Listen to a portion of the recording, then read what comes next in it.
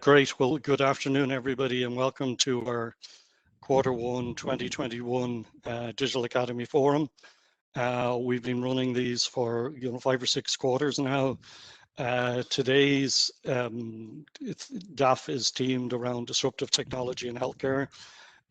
Before we start, I'd like to thank all our presenters for making the time, and I particularly want to thank Ross Cullen, who's the event director and pulling all the strings behind us here.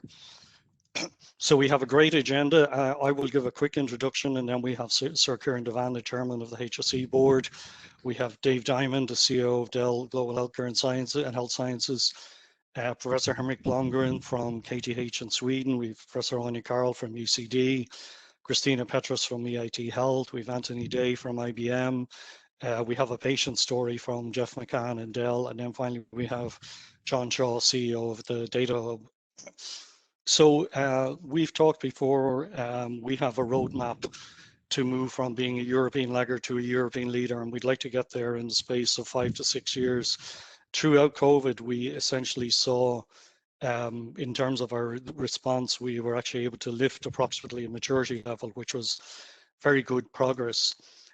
We have 5 strategies in digital transformation, from Digital Academy, Open Innovation, Digital Labs, the Digital Academy Forum, and digitization, disruptive technology. And today we're going to be focused on that 5th vector, which is digitization and disruptive technology. Our overarching strategy is stay left, shift left. And those of you who've joined before will know all about that. But every time we're trying to find an intervention, a digital intervention that reduces the cost of care, improves quality of care, improves quality of life, and improves the clinician experience. Our Digital Academy is growing very strongly, and today we're delighted to have a couple of very exciting announcements. The first one, which Ryan Hines will formally make later in my talk, is a new Diploma in Digital Health Futures that's been developed in association with Dell Technologies, and Ryan will speak about that. We're announcing a digital skills starter pack available from today on HSE land for all HSE employees, and it consists of 6 digital basic classes to achieve digital literacy and all the necessary skills you need around Word and Excel and so on. Under the stewardship of Des O'Toole, tomorrow we start actually a data literacy pilot in association with SAS Analytics, and we're very much looking forward to improving data literacy across the HSE. So we'll begin with a pilot and then offer these classes more widely over the next couple of years. We've seen COVID as a big bang disruptor.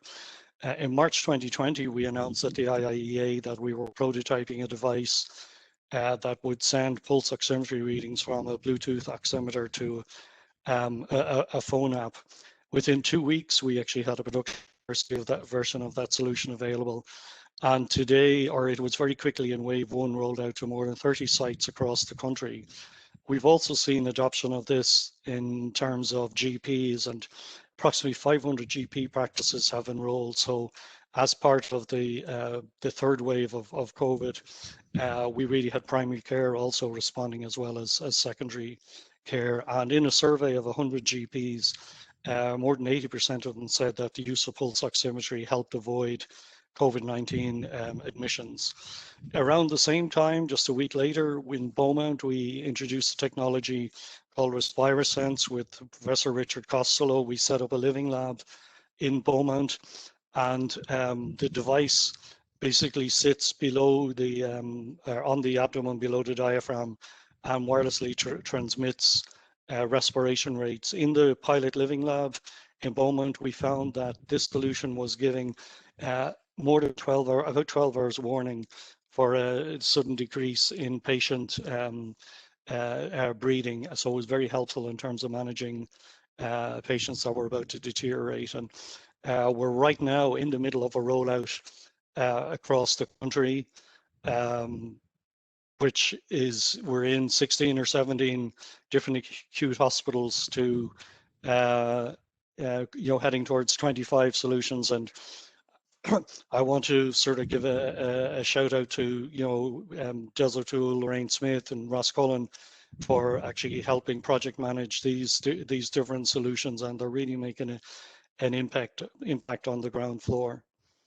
I want to announce today, as part of our Open Innovation Initiative, we've signed an MOU with Health Tech Ireland that represents all of the technology companies that are involved in digital health.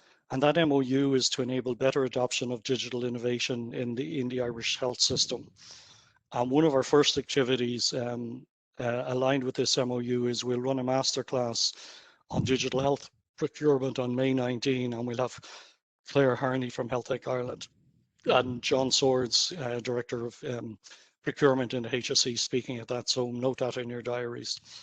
Now I want to hand over to Ryan Hines from Dell, and Ryan is going to talk about the innovation collaboration announcement between Dell and the HSE.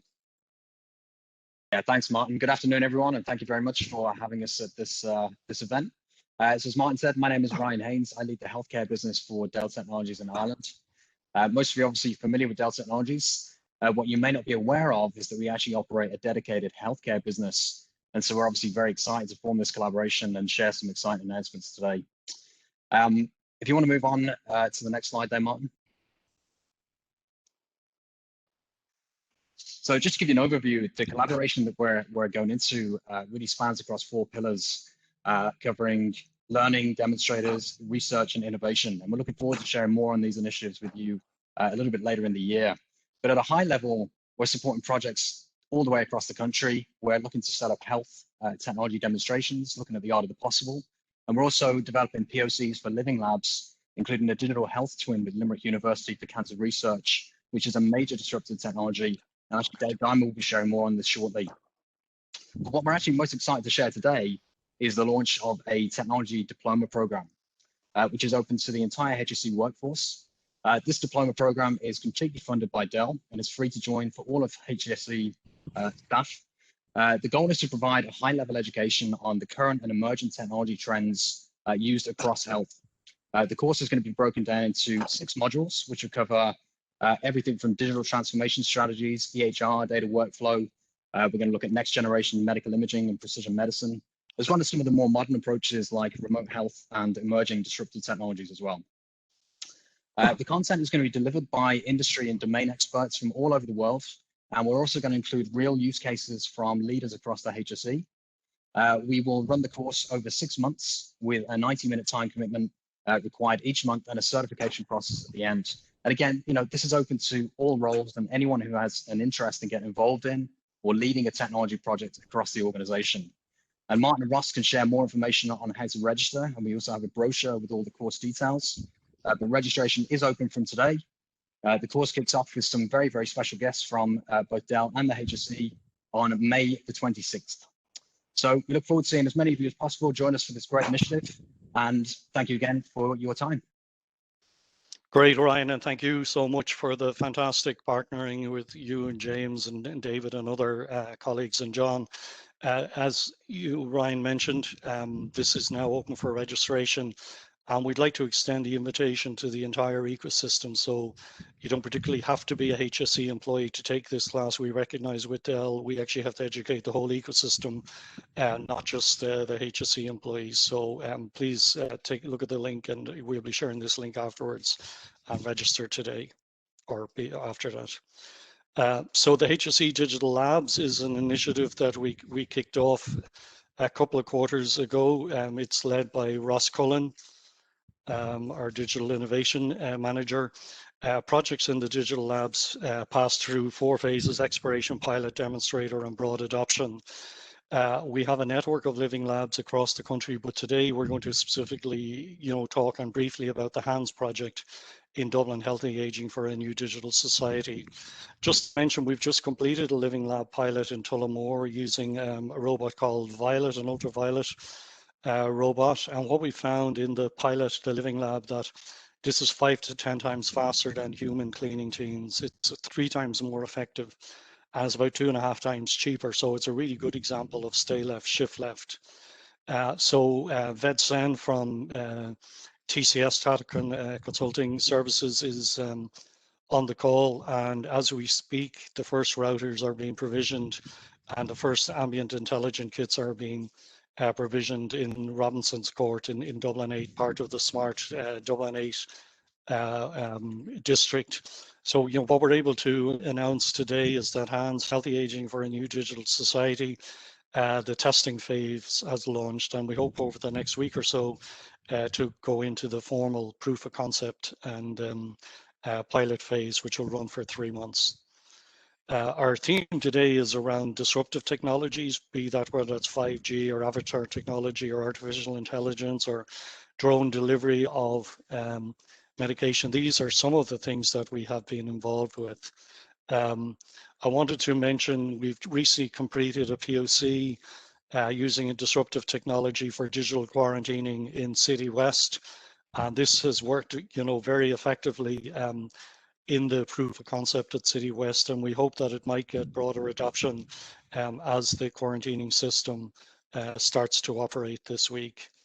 Now, one more thing, as Steve Jobs used to say, we typically feature a technology demo, and really delighted to have an artificial intelligence demo. So I'm going to show some slides here, and Jenny Westrup, who's a consultant in the Beacon Hospital, is first going to talk about and then actually demonstrate a live AI caption test. So over to you, Jenny. Well, a special thank you to you, Martin, and to your entire team for inviting us today. I'm joined by my colleague, Dr. David Burke, who's a consultant cardiologist, and he and I are going to present our experience piloting a new technology from Caption Health, which puts together cardiac ultrasound and artificial intelligence. And ultimately, what it allows us to do is let anybody do a cardiac echo. That includes healthcare assistants, nurses, junior doctors, and even me, an oncologist, and allows us really to extend our reach in the health system. I think this goes exactly with what you said, Martin, on the left shift. Both Irish and international health policy objectives now are to move healthcare out of static hospitals, out of departments in the depths of hospitals, and bring it out into the community and closer to the patient. And I think COVID has had a dramatic impact on where we deliver healthcare and how we deliver healthcare. So I think ultrasound is a great way to begin, just to say that as part of background, ultrasound or cardiac echoes are the most widely utilized imaging in cardiology. They're non-invasive, there's no radiation, and actually we have lots of point of care machines like this one I have next to me that can roll around the hospital. So it's all great, except that none of us can use it. The technology with cardiac echoes and ultrasounds, we have a limited availability of experienced users. The people that can use them are cardiologists and cardiac echo technicians, and it generally takes them 6 to 12 months to train and do thousands of echoes to get their experience. The problem is also that everybody needs an echo, from heart failure clinics to emergency rooms, ICUs, pre-op. And in my use case in oncology, many of our cancer regimens, cancer therapeutics are cardiotoxic. So our patients need to get an echo in another department on another day, wait for the testing to be done, have it reported, the report comes back to us, and only then can I forward their chemotherapy. And if we could close that loop and do it all within one department, we would really keep our chemo patients on schedule, on time, at full dose. So what Caption Health has done, we can go to the next slide, please, is they have created a software and embedded within it a deep learning algorithm. And this platform is trained by hundreds of thousands of echoes, and it allows a novice user like myself expert guidance. It shows me where to put the probe on a patient's chest. It then shows a quality meter to show me if I'm getting the right image, and then intelligent interpretation with the most relevant parameter of a cardiac echo, and that's ejection fraction. Next slide, please. This allows the operator to have the information to make immediate care decisions and not send that patient to another department and wait for the echo to be done and the report to be done. This is a view of the screen that I'll show you in a moment. And if you look in the bottom right-hand corner, you can see that there is an image there that shows me where to put the probe. And above that image, it shows me what the heart should look like at that spot, which is really important for an oncologist because Ultrasound is really not intuitive for me, and different organs in the body in 2D look very differently. So that gives me a vision, and the main picture that you see is the vision that I'll be showing on Dave's chest, and it will also guide me to move the probe up, down, clockwise, lateral, and medial. And to the left of that picture, you see the quality meter. And I think some of the brilliance of this is that once I get the correct picture and I'm guided to it, it automatically records that clip. So I don't need to lean over the patient, hit a button, do anything. And it will, from those images, give me an auto ejection fraction, which is the contractility or pumping of the heart, the most relevant parameter. Next slide, please. This is in the last year has been approved by the FDA, and it's the first artificial intelligence guided imaging acquisition system. And it was really interesting. The FDA even did a press release on this, so I just put it into the slide. Next slide, please. It's also deployed by many major medical centers, particularly in the last year during COVID. To be able to put this in the hands of the front line allows people to decrease the footfall around hospitals and decrease vulnerable patients from moving around hospitals. So you can see the number of places that are using this already. Next slide, please. The last thing I would say is just when you're looking up Caption later, if you're interested, there's two really interesting collaborations that are happening. One with the US Navy, where they're teaching corpsmen, who are novice users just like myself, to do cardiac echoes on new recruits. And there'll be 3,000 participants. And they're also using it in the rural heart and lung study, which is heart and lung testing in 8 rural centers in the United States. And they're able to put the cardiac echoes, the Caption echoes, onto the trucks in order to test patients out in the community and understand the needs of rural healthcare. So with that, Dave and I are going to do a demonstration right now, and I will tell you that we've tried this here at the Beacon. We had a pilot of 120 echoes with our nurses, our junior doctors, and myself. And when we said that it was going to be Martin Curley and 250 of his best friends demonstrating, they all decided that they weren't ready to demonstrate in 90 seconds how this works. So I'm hoping that it'll work for me. So here's Dr. Burke to join us. And this is just a standard point of care echo machine that you would pull up to a patient's bedside. And this is probably the greatest day in oncology when an oncologist can show a cardiologist that they can do one of their skills. But what we do is, I'm going to be looking on the screen, and I'm not sure if you can see that screen as well. But down in the right-hand corner, it's showing me where to put the probe in order to get the first image. So I'm going to put the probe where it tells me to get it. So I've got a lot of gel on there now. And once I have the probe down, you can see that the middle of the screen brings up the image. Dave, maybe I'll let you talk now. This is an incredibly simplistic way to do a very complex process. It's actually, the echo scanning is incredibly difficult. When I started to do it, it took me nearly a year to get proficient.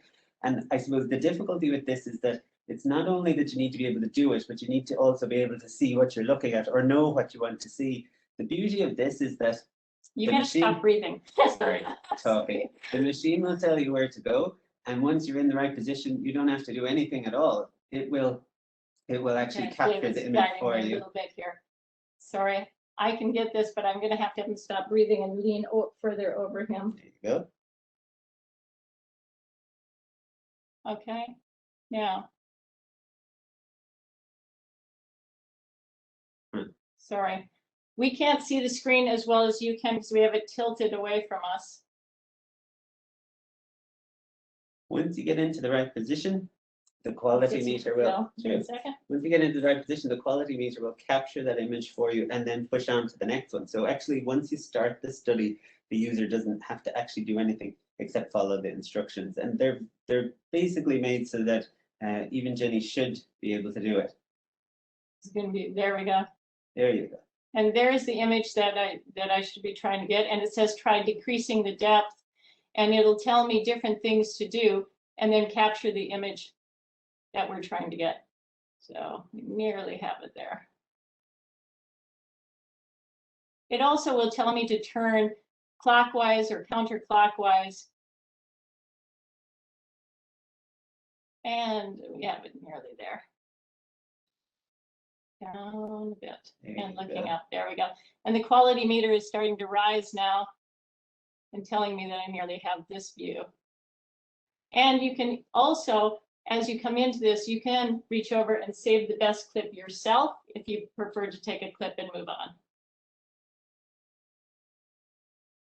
What are we doing there, Dave? Give you 9 out of 10.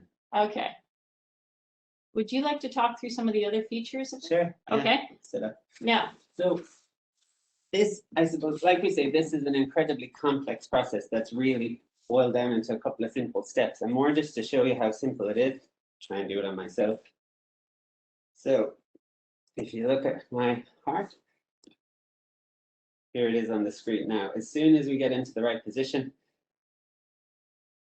the algorithm will start to try and pick out where you are and try and guide you into the right spot. So as soon as you're nearly there, which is right there, it'll actually start to appreciate that. So you need to select your view. So let's just choose this one. There we go. So if this is starting out, as soon as you get into the right position, the machine will guide you there. It'll tell you to tilt the probe up, down a little bit, to the left, to the right. And like I say, it just makes an incredibly complex proposition in terms of trying to go into a room, do an echo for somebody who's not well trained to do this, and it'll allow you to pick out the information that you need. And you don't even need to know that you've gotten the actual picture. It will do that for you. And then you push on to the next piece. The software is so intuitive and so simplistic that a user just is guided through everything start to finish. And then once you get to the end, it'll actually just stop. The other beauty of this, I suppose, is not just will it get you your images and pick up the thing, it will also do interpretation for you, which is the hardest part of echocardiography. I suppose, like I say, the learning curve is that you're trying to figure out how best to take the scan, but obviously there's no use being able to take it if you can't interpret what's there. And the auto ejection fraction function, which we've tested out as part of our trial here in the hospital, is incredibly accurate and incredibly clever, and it'll give you a number. Once you get a couple of views in different angles, it'll work it out through an algorithm, and it'll give you an actual number towards the end of what you should be getting. And it's been very clever. Jenny mentioned our study here. We've looked at 120 patients, but we purposely chose 4 service areas, so 2 acute and 2 more ambulatory. We looked at the oncology day ward, we looked at the heart failure clinic, we looked at the ICU and the emergency department. So 4 areas where this is incredibly I suppose underserved, not as widely available as you would like it to be, and yet we showed great effect there in terms of being able to I suppose deploy this with junior doctors, healthcare assistants and nurses doing the scans for us and reaching a great quality. So an incredibly clever technology that really takes a very complex process and problem and distills it down into a very simple one that can be put into the hands of anybody. Okay. Thanks, Dave. So Martin, that's the Caption AI that we've been using here at Beacon and piloting it. We've really actually enjoyed the technology and putting it in the hands of oncology nurses and junior doctors. And what Dave and I found is the people that really took it up were the junior doctors. They're really interested in it and able to deploy this across the hospital. So thanks everybody for your attention. Great, that's fantastic. Thanks, Jenny and Dave. That really was really compelling and sort of, you know, to be able to see a glimpse of the future in real time was really impressive.